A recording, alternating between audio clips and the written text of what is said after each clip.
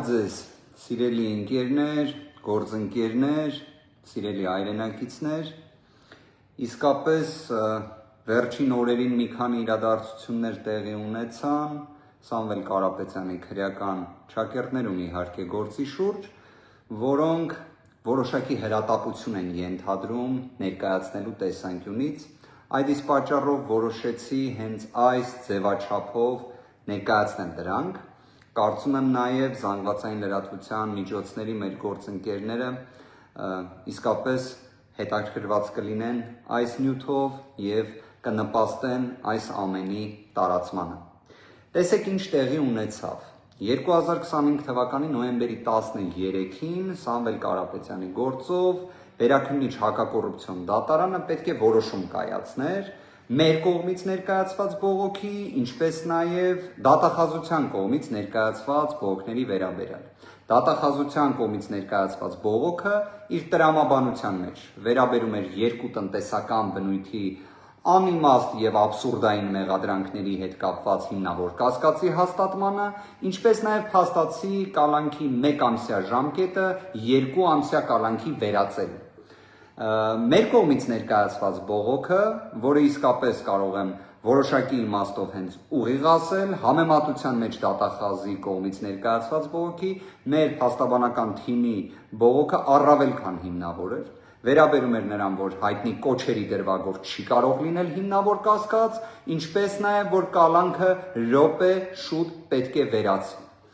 Դատարանը որոշեց երկու բողոքները մերժել, նոյեմբերի 13-ին։ Իդեպ այստեղ օրը բավականին կարևոր է, քանի որ եթե քննիչը բոլոր դեպքերում որոշելու էր երկարաձգման միջնորդությամբ հանդես գալ, ապա նոյեմբերի 13-ը հենց վերջնաժամկետն էր այդ օրվա համար։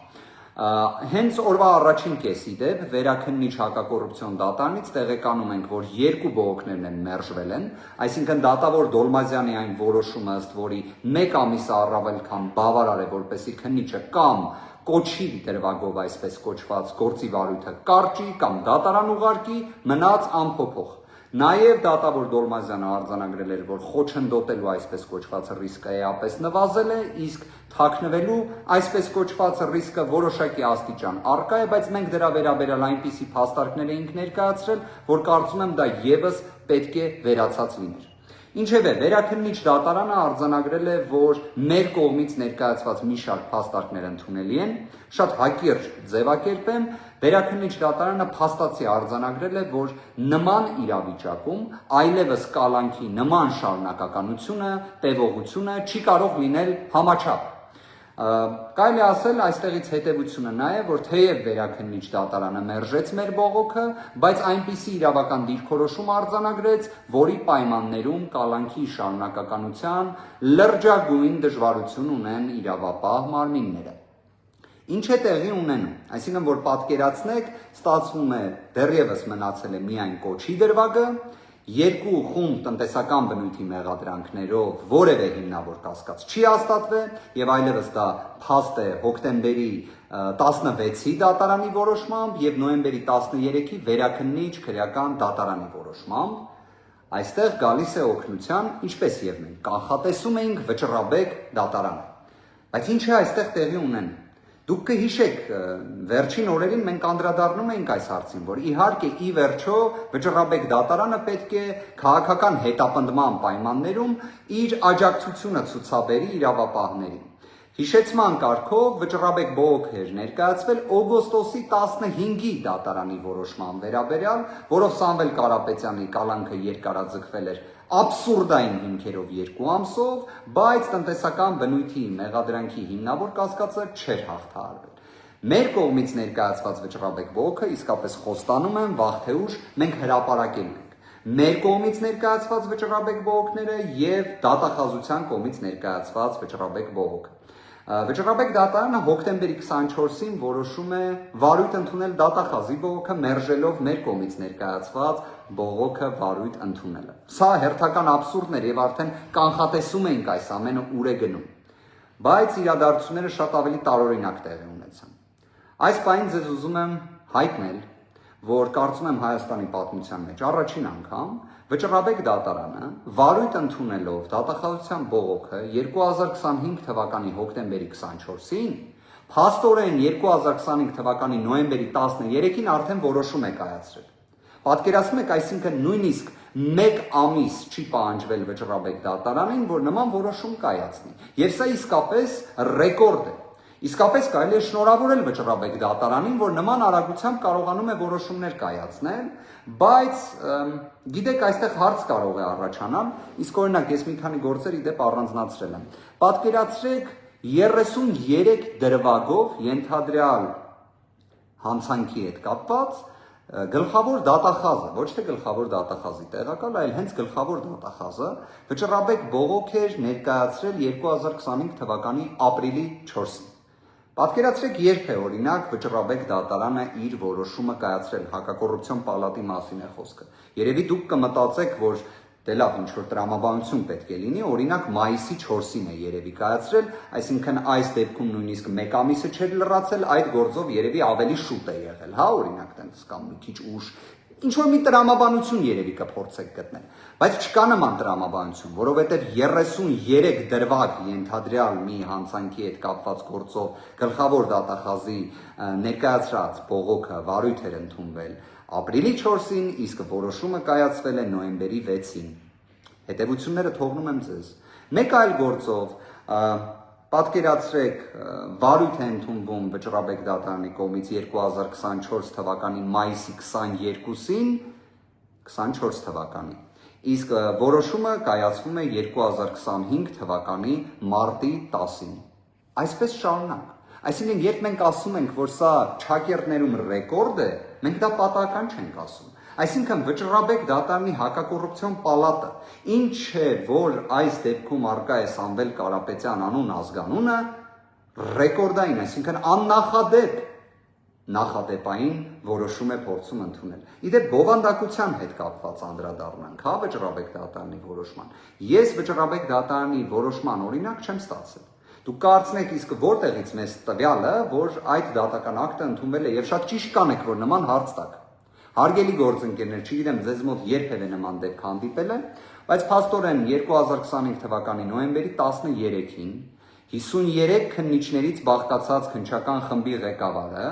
18:27 մուտք է անում կալանքը երկարաձգելու միջնորդություն։ Ամեն ինչ պարզ է, իհարկե, այդպես էլ պետք է լիներ։ Կարծում եմ իրենց հույսը հանդիսանում էր այն, որ վերաքննիչ քրեական դատարանը հնարավոր է բավարարեր ակնհայտ անհիմն հերթական բողոքը եւ պատկերացրեք Սամվել Կարապետյանի նկատմամբ կիրառված կալանքը 1 ամսով վերածվեր 2 ամսյա կալանքի։ Փոխարենը տեղի ունեցավ ճիշտ հակառակը, այսինքն ստացվեց մի այնպիսի իրավիճակ, որ կալանքի շարունակականությունը այլևս խաթարված է, բայց դրան կվերադառնանք։ 18:27 ներկայացվում է միջնորդություն կալանքը երկարաձգելու վերաբերյալ եւ կից նյութերի մեջ լինում է Վճռաբեկ դատարանի որոշումը։ Պատկերացրեցիք, այսինքն քննիչը 18:27 մուտք է անում միջնորդությունը եւ մինչ այդ արդեն ինքը ունեցել է Վճռաբեկ դատարանի որոշումը։ Այստեղ մի կարևոր դետալ, Վճռաբեկ դատարանի որոշման հասցեատերը քննիչը չէ, գլխավոր դատախազությունն է։ Ոնց է այսպես ստացվում։ Եկեք ավելի հետաքրքիր բացահայտում անենք միասին։ Այսօր ստացել եմ ծրար Վճռաբեկ դատարանից։ Այստեղ դուք նշումը կտեսնեք նոյեմբեր 13 է թվագրված։ Հետևի կողմում թվագրված է նոյեմբեր 14, այսինքն ելքագրվել է նշված գրությունը նոյեմբերի 13-ին փոստային ծառայության միջոցով Վճռաբեկ դատարանից, իդեպ Վճռաբեկ դատարանի աշխատակազմից դատավորի օգնական Ավետիսյանի կողմից։ Եվ ըստ այս նամակի, որը ես ստացել եմ այսօր, այսինքն պաշտոնական առաքանու միջոցով, ըստ այդ նամակի Վճռաբեկ դատարանի որոշումը հրապարակվելու է նոյեմբերի 13-ին։ Այսինքն նոյեմբերի 14-ին ես տեղեկանում եմ, որ նոյեմբերի 13-ին որոշում պետք է հրապարակվի։ Որոշումը չեմ ստանում, բայց քննիչը այն ստանում է։ Իդեպ այստեղ գործընկերս Ռուբենը Հակոբյան հետաքրքիր միտք ասեց, դուք պատկերացրեք 18:27 մուտք է արել քննիչը, կից ներկայացնելով Վճռաբեկ դատարանի կարծես մոտ 100 էջ որոշում է, 100 էջից բաղկացած, որտեղ երևի թե դատարանի պատճառաբանական մասը կարծես թե 2.5 էջ է, ինչևէ տեխնիկական մասն էլ դնենք մի կողմ, բայց ստացվում է քննիչը իր միջնորդության մեջ նաև հղում է տվել Վճռաբեկ դատարանի որոշմանը բավականին ծավալուն հղումներ է կարծես տվել։ Դա ոնց է ստացվում։ Այսինքն ողջամտորեն եկեք հասկանանք 18-27 ինքը մուտք է անում միջնորդությունը իր ձեռքի տակ ունենալով Վճռաբեկ դատարանի որոշումը, իսկ մենք պաշտպաններս դեռևս նոյեմբերի 14-ին առաքանու միջոցով ստանում ենք, որ նոյեմբերի 13-ին որոշում պետք է հրապարակվի եւ այս նամակը ելքագրվել է նոյեմբերի 13-ին։ Եթե այստեղ կա տրամաբանություն, խնդրում եմ օգնել, իսկապես ինձ էլ շատ հետաքրքիր կլինի, որովհետև ես դեռ Վճռաբեկ դատարանից չեմ տեսել դեպք, որ այսքան արագ որոշում կայացվի, որտեղ ֆիքսեցինք, չէ, նույնիսկ 30 օր չի պահանջվել Վճռաբեկ դատարանից, որ այս որոշումը կայացվի։ Եվ իդեպ այս որոշման ամբողջ իմաստը մի բանում է, ոչ թե իրավաբանության, այլ պարզապես ամեն կերպ ցույց տալ, որ այս քրեական գործը դեռևս գոյություն ունենա, որովհետև ակնհայտ է, կարծում եմ, արդեն բոլորն են դրա մասին խոսում, որ այս կոչի դրվագը ողջամիտ չէ, ոչ միայն ապօրինի է, ոչ միայն խայտառակություն է, ոչ միայն քաղաքական հետապնդում է, այլ պարզապես ողջամիտ չէ, ինչ որտեղ նույնիսկ ամոթ է։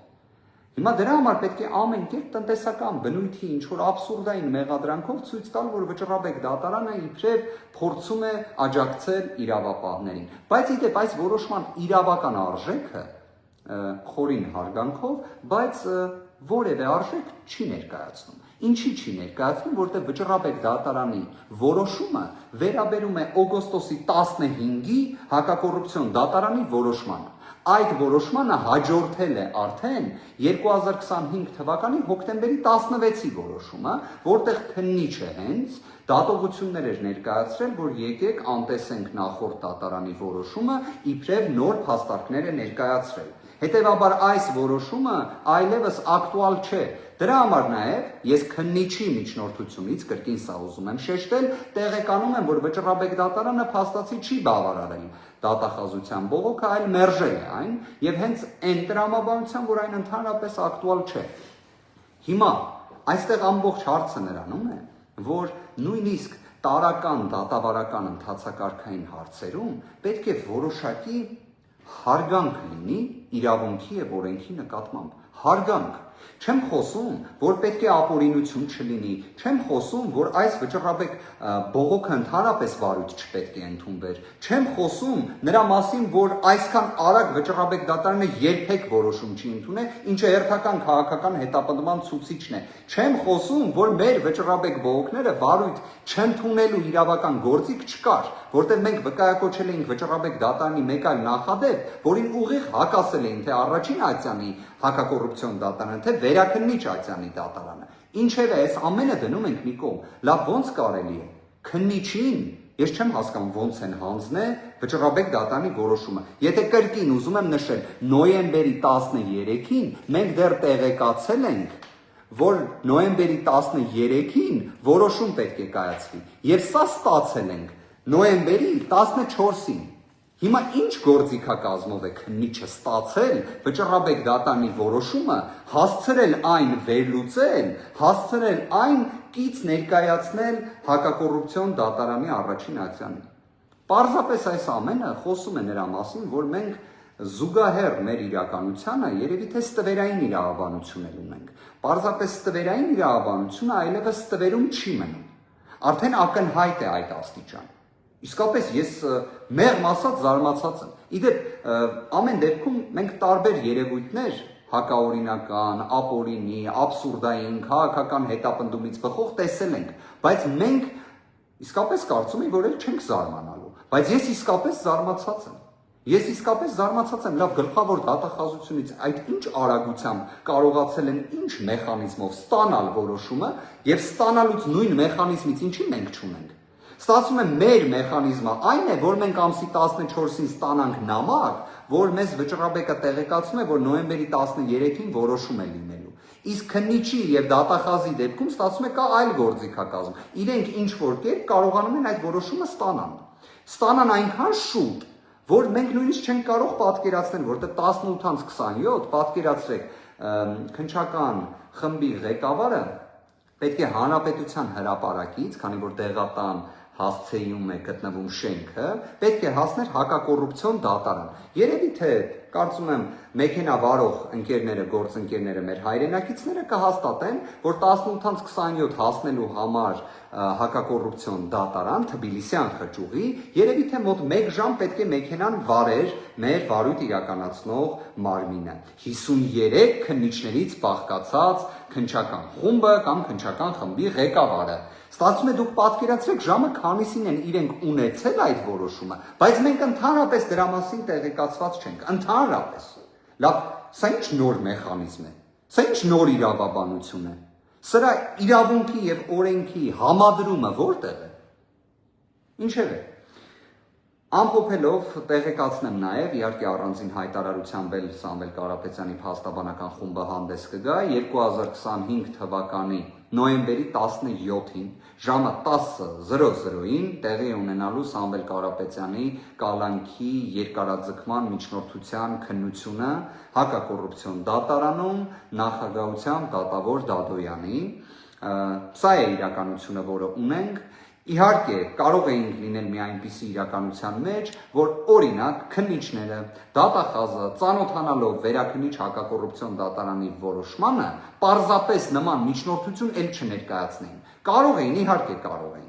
Արել են այդպես, իհարկե ոչ, որովհետև քաղաքական հետապնդման դեպքում ոնց այլ կերպ լինի։ Իհարկե պետք է նորից կալանքի երկարաձգման միջնորդություն ներկայացվի, արդեն շուրջ 150 օր ապօրինի կալանավորված Սամվել Կարապետյանի դեպքում։ Բայց նաև այդ ամենի ընթացքում չզլանալ անել այսպիսի վարժություններ նույն վճռաբեկ դատարանի դատական ակտի հետ կապված, դատական ակտը ստանալու հետ կապված, ընդհանրապես ռեկորդային աննախադեպ արագությամբ որոշում ստանալու հետ կապված։